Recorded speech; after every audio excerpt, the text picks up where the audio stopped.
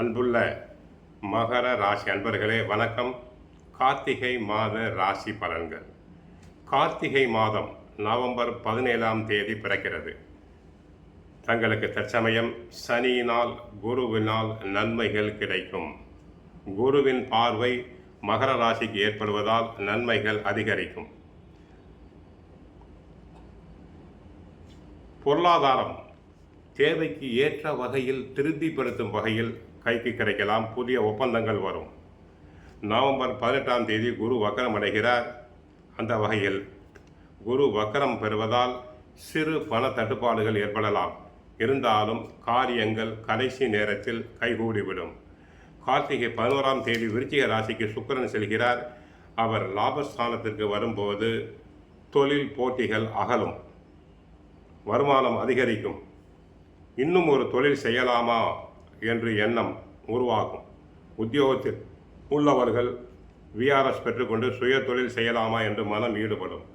பொன் பொருள் சேர்க்கை சிலருக்கு உண்டு. பூமி விற்பனையாலும் லாபம் கிடைக்கும்.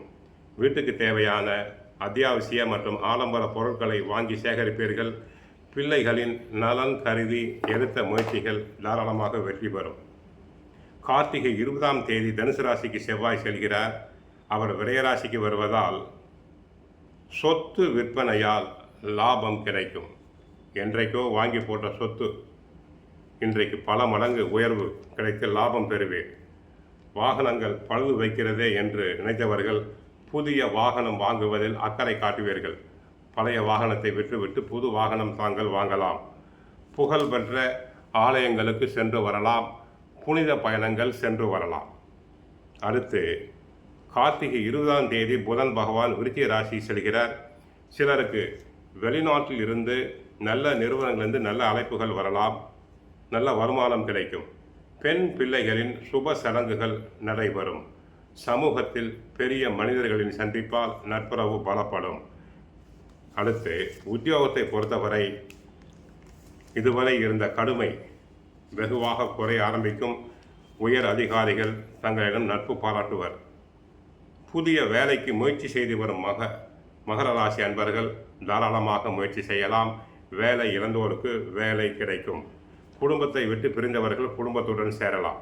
தொழில் வியாபாரத்தை பொறுத்தவரை போட்டிகள் குறைய ஆரம்பிக்கும். ஏற்றுமதி இறக்குமதி தொழில் உள்ளவர்களுக்கு நன்மைகள் பெருகும். புதிய முயற்சிகளில் தொழில்களில் அளவாக முதலீடுகள் செய்யலாம். கலைத்துறையை பொறுத்தவரை இதுவரை ஏமாற்றத்தை சந்தித்து வந்த கலைத்துறை அன்பர்களுக்கு தற்சமயம் சுக்கிரன் சாதகமாக இருப்பதால் நல்ல வருமானம் கிடைக்கும். சிலர் கலை நிகழ்ச்சிகளுக்காக வெளி மாநிலங்கள் வெளிநாடுகளுக்கு சென்று வரலாம்.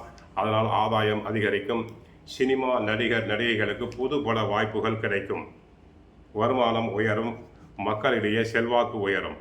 அரசியல் துறையை பொறுத்தவரை அரசியல் சம்பந்தப்பட்ட கிரகங்கள் சாதகமாக இருப்பதால் மக்களிடையே செல்வாக்கு உயரும். உயர்மட்ட தலைவர்கள் தங்களிடம் பாசமாக பழகுவர். தங்களின் ஆலோசனைகள் அனைத்தும் ஏற்கப்படும்.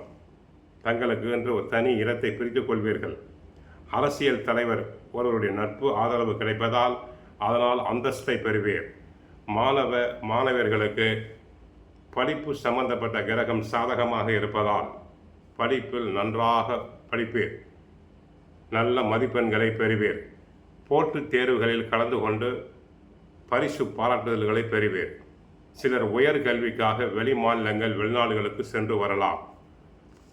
சிலருக்கு படிப்புக்கு தேவையான ஸ்காலர்ஷிப் போன்ற பண வரவுகள் கிடைக்கும். விவசாயத்தை பொறுத்தவரை விவசாயத்துக்கு தேவையான கிரகங்கள் சாதகமாக உள்ளன. விவசாயத்துக்கு தேவையான நீர் வசதி கிடைக்கிறது. உரம் மருந்துகள் தாராளமாக கிடைக்கும். மகசூல் அதிகரிக்கும். வருமானம் பெருகும். கால்நடைகள் அனைத்தும் தங்களுக்கு அபிவிருத்தி அடையும். பெண்களுக்கு இதுவரை தடங்கலான தாமதமான காரியங்கள் சுபகாரியங்கள் நன்றாக நடைபெறும்.